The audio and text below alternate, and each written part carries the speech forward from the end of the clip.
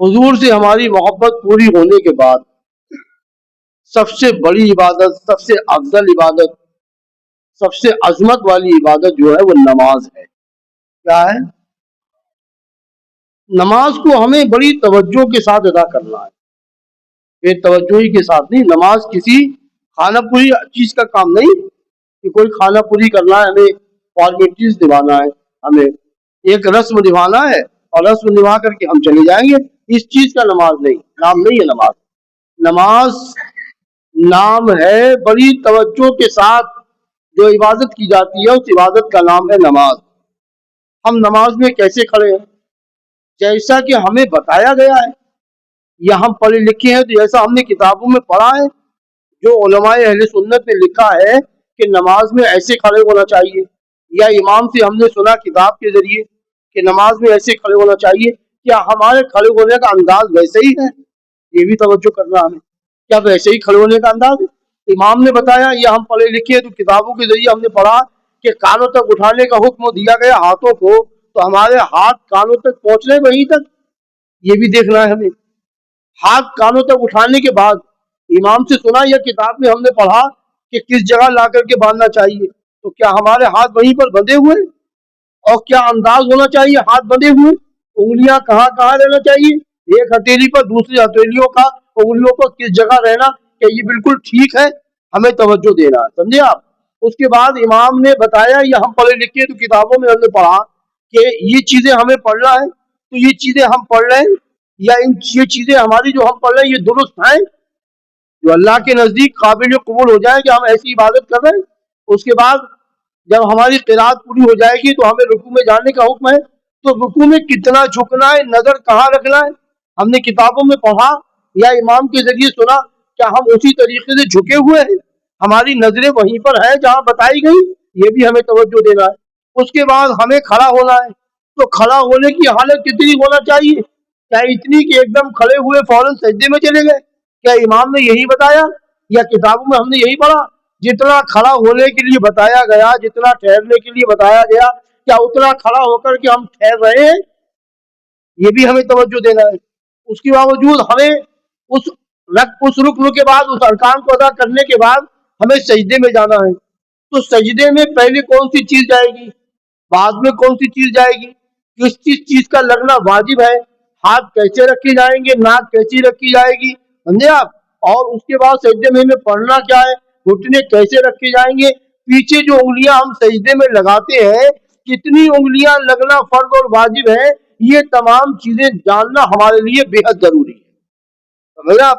اگر ہم کتابوں میں پڑھے ہوئے طریقے پر یا امام کے بتائے ہوئے طریقے پر اگر ہم نماز پڑھ رہے ہیں، صحیح طریقہ آپ کو بتایا گیا، تو ہماری نماز صحیح ہو رہی ہے، سمجھے؟ ہماری نماز صحیح ہو رہی ہے۔ اب جب نماز صحیح ہوگی تو اس کا لطف آئے گا، آپ کو کیا آئے گا؟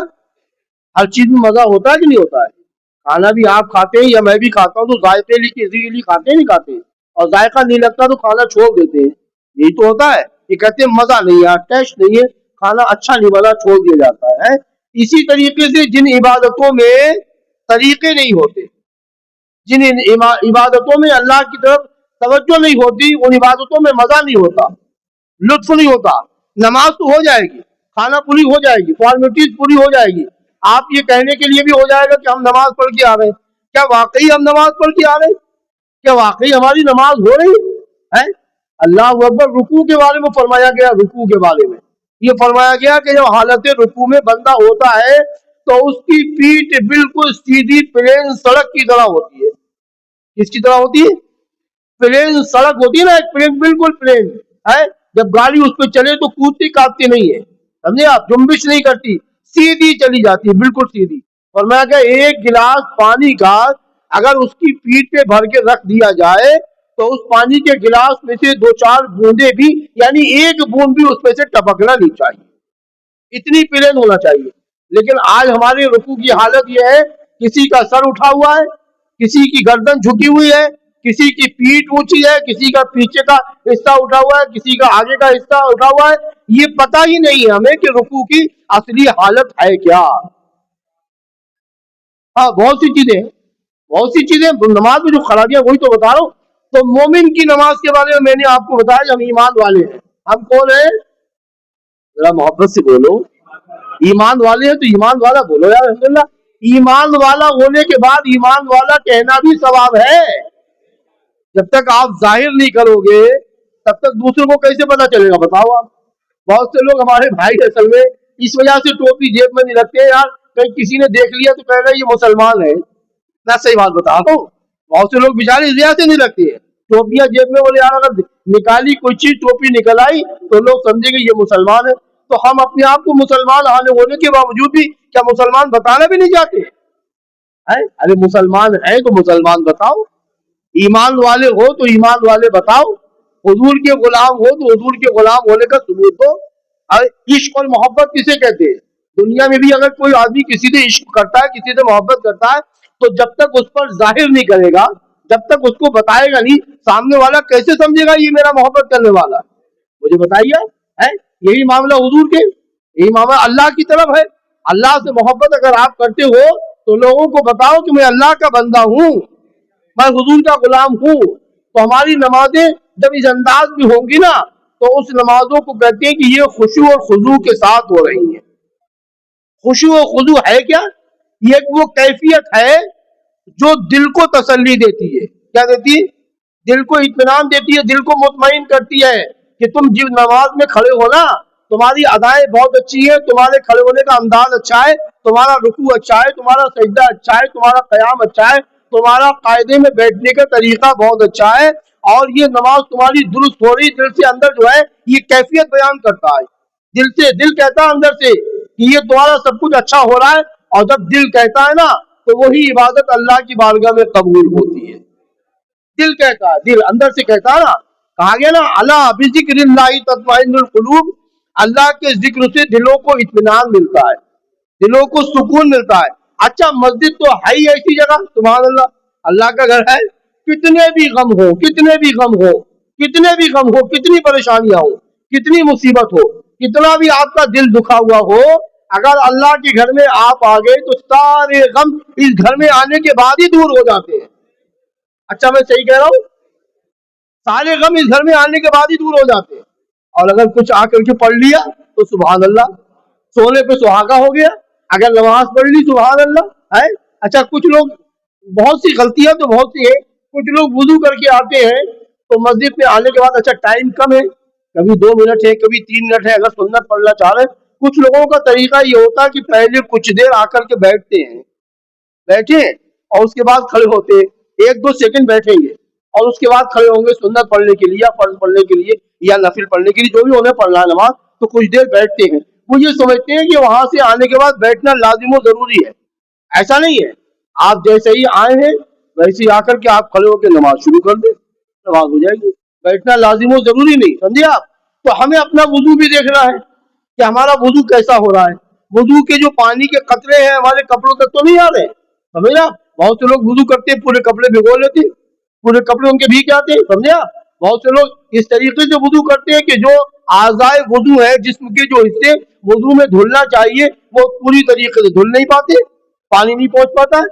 بہت سے لوگوں کو وضو کا طریقہ ہی نہیں پتا کہ وضو میں کون کون سے فرض ہیں کون کون سی سنتیں ہیں کن سنتوں کو ادا کرنا ہے فرضوں کو کیسے ادا کرنا ہے وضو کا طریقہ کیا ہے. وضو کے طریقے کے بارے میں لوگوں کو پتہ ہی نہیں ہے اور جاننا بھی نہیں چاہتے ہیں سمجھے آپ. جاننا بھی نہیں چاہ رہے. اس سے پہلے غسل ہے. اب غسل جنابت کے لیے آپ کو ناپاکی دور کرنے کے لیے جو غسل کرنا ہے اس کی بڑی توجہ کے ساتھ اس غسل کو کرنا ہے. مگر آدمی سوچتا ہے کہ غسل نہانے کا نام ہے. عام آدمی جنرلی آدمی کی سوچ جو ہے وہ یہ ہے کہ میاں غسل تو نہانے کا نام ہے پانی ڈالو اور پاک ہو گئے. یہی تو ہے. بالٹی لی اٹھائی ڈالی بولے ہم تو آج بہت نہائے یار. بولے آج پاک ہو بولے آپ پاک کی بات کر رہے ہو آج تمہارا ٹینک خالی ہو گئے پورا ہم نے پوری بالٹی تھی بہت بڑی والی آج ہم اس سے نہائے. تو بالٹی سے نہانے کا نام یا ٹینک خالی کرنے کا نام یہ غسل نہیں ہے. ناپاکی کو دور کرنے کے لیے تھوڑے سے پانی سے بھی آپ اپنی ناپاکی دور کر سکتے ہیں اگر آپ کو شریعت کا طریقہ پتا ہے. زیادہ پانی بہانے کی ضرورت نہیں ہے. لوگ کتنا پانی وضو میں بہا دیتے ہیں. آج کیا ہے آج دیکھو آپ موجودہ جو گورنمنٹ ہے وہ کہہ رہی پانی بچاؤ پانی بچاؤ پانی بچاؤ پانی بچاؤ آج کہہ رہی ہے. اور آج سے 1450 سال پہلے میرے نبی پاک صلی اللہ علیہ وسلم نے مکے کی سرزمین پہ یہ فرمان جاری فرما دیا کہ پانی اتنا ہی خرچ کرو جتنی تمہاری ضرورت ہے. یہ دنیا آج کہہ رہی ہے. حضور نے آج سے 1450 سال پہلے بتا دیا. اللہ اکبر ہے. آج دنیا کہہ رہی بیٹی پڑھاؤ, آج دنیا کہہ رہی بیٹی بچاؤ. یہ آج کی بات تھوڑی ہے, یا ان کا فرمان تھوڑی. مسلمان تم تو بڑے خوش نصیب ہو, حضور کے غلام ہو, تم اللہ کے بندے. یہ بات تو آج سے 1450 سال پہلے ہمارے حضور پاک نے مکے میں ہمیں جو ہے عطا فرمائی ہے. سبحان اللہ. مکے سے ملی ہمیں یہ بات, تو حضور سے ملی ہے. سبحان اللہ. یہ باتیں تو ہمیں ہمارے حضور نے بیٹی کی کیسی حفاظت فرمائی. اور بیٹیوں کو جو پڑھنے کا جہاں تک حکم دیا وہاں تک پڑھاؤ بیٹیوں کو. سمجھا؟ زیادہ پڑھانے کی بھی ضرورت نہیں, یہ بھی یاد رکھنا. ہاں, کہیں ایسا نہ ہو. ایک بات یاد رکھنا, ہم اصل میں تین درجوں میں ہم لوگوں کو بانٹ دیا جائے. بات آگئی تو آپ کو بتا دوں. ایک درجہ ہے بالکل نچلا, جو بہت غریب ہے, محتاج ہے, بہت زیادہ تنگ دست ہے. اس کا معاملہ کیا ہے؟ بچہ تھوڑا سا ہوشیار ہوا تو کام بھی بھیج دیا گیا, اس سے کمائی کی, اپنے آپ جو کچھ بھی کماتے ہیں یا نہیں کماتے ہیں گھر پہ رہتے ہیں, فی الحال بچوں کو سہارا بنایا. وہ تعلیم سے بالکل ناآشنا ہے. سمجھا؟ ایک ہے بیچ کا درجہ. بیچ کا درجہ یہ ہے کہ صاحب دین ہی دین حاصل کراؤ. اب جب دین ہی دین حاصل کر لیا اور دنیا کا پتہ نہیں ہے تو دنیا کے معاملات تو کیسے جانو گے آپ؟ آپ مجھے بتاؤ. آپ تو دین والے ہو, اچھی بات ہے دین والے ہو, لیکن دین کے ساتھ ساتھ دنیا بھی تو ضروری ہے. دونوں تعلیمیں ضروری ہے یار. ایک وہ حصہ ہے جو سب سے زیادہ خطرناک ہے. وہ کون ہے؟ کہ جن کو کچھ پیسہ مل گیا, کچھ شہرت مل گئی, کچھ طاقت مل گئی, کچھ منصب مل گیا. اب ان کے بچے جب ہوشیار ہوتے ہیں تو وہ کہتے ہیں ہم وی آئی پی ہیں. کیا کہتے ہیں؟ ہمارا اسٹینڈرڈ بہت ہے, ہم بڑے اسٹینڈرڈ کے لوگ ہیں, بڑی سوسائٹی کے لوگ ہیں, وی آئی پی لوگ ہیں. ہمارا دین سے کیا تعلق؟ ہمارا تو نام ہی بہت ہے, مسلمان ہونے کے لیے نام ہے. سمجھ رہے آپ؟ اب وہ وی آئی پی لوگ ہیں, انہوں نے جو ہے اونچے اونچے عہدے بچوں کو دلوا کر کے اونچی اونچی جگہ پہنچا دیا, مگر ان بچوں تک دین نہیں پہنچا, دین نہیں مل پایا, تو وہ اپنے باپ کی عزت کرنا نہیں جانتے. سمجھا؟ اپنی ماں کی عزت کرنا نہیں جانتے. جرمن میں ہے, جرمن میں, سمجھا, جرمن میں ہے. میں ایک بات کر رہا ہوں, کوئی بھی جرمن میں ہے یا اٹلی میں ہے یا فرانس میں, ہمارا بچہ وہاں پر ہے. بھائی تمہارے لیے کیا کر رہا ہے؟ تمہارے لیے کچھ کر رہا ہے؟ تمہاری خدمت کچھ ہو رہی ہے؟ ماں کی طرف توجہ دیتا ہے؟ بولے ماہانہ پیسے بھیج دیتا ہے, تو پیسے سے کام چل رہا ہے؟ خالی پیسے سے ہی کام چل جائے گا یا خدمت سے بھی کام چلے گا؟ اور ہوتا کیا ہے, اگر کسی نے خبر دے دی کہ باپ کا انتقال ہو گیا, تو فرانس سے, جرمن سے, اٹلی سے خبر آتی ہے, اتنی پیٹیاں ہمارے باپ کے نام سے مسجد میں رکھ دینا. اتنی پیٹیاں, اسی سے کام چل گیا. جیسا پڑھایا تھا, جو ذہن دیا تھا, جو علم دیا تھا, جو تربیت دی تھی, اسی کے حساب سے تو کام ہوگا کہ نہیں ہوگا. اور ایسے بھی بچے ہیں دنیا میں, سبحان اللہ, ایسے بھی لوگ ہیں سبحان اللہ. میں نے دیکھا کہ ڈاکٹر بھی ہیں, حافظ قرآن بھی ہیں, سبحان اللہ. ڈاکٹروں کو بھی میں نے دیکھا, M B B S, M D doctor ہیں, اس بڑے منصب پر فائز ہیں, اور جب ان سے پوچھا گیا تو بولے ہم عالم دین بھی ہیں. اللہ اکبر, ہم عالم دین بھی ہیں. کون نہیں جانتا اس تاریخ؟ آپ کو اگر نہیں پتا تو تھوڑی سی تاریخ میں آپ کو 2 جملے میں بتا دوں. اسی ہندوستان کی سرزمین پر ایک شخصیت ایسی گزری ہے جن کو علامہ فضل خیر آبادی کہتے ہیں, سبحان اللہ, رحمۃ اللہ تعالی. علامہ فضل خیر آبادی وہ ہے کہ نماز ظہر کا وقت آ جائے تو مصلی پہ نظر آتے امام بن کر, سبحان اللہ. نماز ظہر کا وقت آیا تو مصلی پر امام صاحب علامہ فضل خیر آبادی, اور جب کورٹ میں فیصلے کا وقت آئے تو جج کی سیٹ پر بیٹھا ہوا بھی علامہ فضل خیر آبادی. اللہ ہوا. ایسی تاریخ ہے ہندوستان کی. یار مسلمان تو اس آدمی کو کہتے ہیں, اسی لیے تو حضور نے فرمایا اطلب العلم ولو کانوا بالصین, علم حاصل کرو چاہے تمہیں اس کے لیے چین تک جانا پڑے. علم شعور سکھاتا ہے, علم جو ہے صحیح عقل دیتا ہے, علم صحیح راستہ دیتا ہے آپ کو. اگر علم نہیں ہوگا, علم کے بغیر آدمی اپنے اللہ کو بھی نہیں پہچان سکتا ہے. تو ہر چیز میں علم کی ضرورت ہے. اگر آپ کے پاس علم ہوگا تو آپ کا وضو صحیح ہوگا, اگر آپ کے پاس تربیت ہوگی تو آپ کا غسل صحیح ہوگا, اگر آپ کو تربیت اور علم اگر ہوگا تو آپ کی نمازیں صحیح ہوں گی, اگر آپ کے پاس علم ہوگا تو اپنی ماں کی خدمت ویسے کریں گے جیسا کہ حضور نے بتایا, اگر آپ کے پاس شعور ہوگا, علمی شعور ہوگا, تو اپنے باپ کی خدمت و عظمت ایسے کریں گے جیسے شریعت نے حکم دیا ہے. دنیا کے معاملات کو آپ اس طریقے سے اٹینڈ کریں گے کہ جیسے حضور نے اٹینڈ کرنے کے لیے بتایا گیا. ہر چیز میں علم کی ضرورت ہے. تو سب سے پہلا کام تو یہ ہے, علم کی کوئی عمر کی قید نہیں, یہ بھی بات یاد رکھنا. आज आप लोग जो बैठे हुए हैं, अगर किसी के दिल में ये बात आ जाए बोले हम तो, हमारी तो गुजर चुकी, गुजरने का नहीं, अगर आपकी 2-4 दिन की भी रह गई है और 2-4 दिन में एक ही मसला आपको याद हो गया, 2-4 दिन में, अगर ये तो किसी को पता नहीं भी कितनी उम्र है, ये तो कोई जानता नहीं, अल्लाह के अलावा अल्लाह ही जानता है, अल्लाह के रसूल जानते हैं कि कितना कौन किसको जीना दुनिया में है। मगर अगर 2-4 दिन की भी रह गई है और इस 2-4 दिन में अगर किसी जगह बैठ गए और एक मसला भी अगर याद हो गया और एक ही दिन अगर उस मसले पे तुमने अमल कर लिया, तो तुम्हारा एक दिन का अमल करना ही तुम्हारी मग़फ़िरत की जमानत बन जाएगा। वो अल्लाह तो दिल देखता है ना, दिल, कि मेरे बंदे का दिल क्या है। तो दिल से नमाज पढ़ो, दिल से, दिल इत्मीनान करे, दिल को इत्मीनान हो जाए, दिल मुतमईन हो जाए कि नमाज हो रही है, उस कैफियत का नाम नमाज है। तो इतनी देर जो मैं आपकी लेता हूँ इस वजह से लेता हूँ ताकि मैं आपको पहले ये बता दूं कि नमाज किस इबादत का नाम है। हदीस शरीफ बेशुमार हदीसें हुजूर ने नमाज के ताल्लुक से, इसकी फजीलत के ताल्लुक से, इसकी अजमत के ताल्लुक से, कि नमाज की कितनी फजीलतें हैं, कितनी अहमियत है, कितनी अजमत है, बेशुमार अहादीस मुबारक हुजूर ने इरशाद फरमाई। अल्लाह हम सबको सही तरीके से नमाज पढ़ने की तौफीक अता फरमाए।